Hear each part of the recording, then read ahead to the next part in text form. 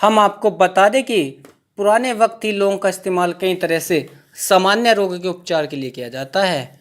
सामान्य बीमारी ही नहीं बल्कि कई तरह के गंभीर रोगों के उपचार के लिए लौंग का इस्तेमाल किया जाता है। अगर बीमार के लिए लौंग इस्तेमाल अलग अलग तरीके से होती है। जी मचलाना होगा बंद। जानकारी के लिए सांस की बदबू दूर करना और लौंग बहुत प्रभावी है। लौंग की कली को मुंह में दबाए रखने से सांस की बदबू दूर हो जाती है। और जी मचलाना लौंग को पानी से पीसकर पी ले, गुनगुने पानी में मिलाकर पिए, इससे जी मचलाना बंद हो जाएगा। लौंग के तेल की कुछ बूंदे किसी कपड़े पर टपका ले, इससे सूंघे, इससे जुकाम में काफ़ी राहत मिलेगी। बदनाक खोलने के लिए बेहतरीन नुस्खा है।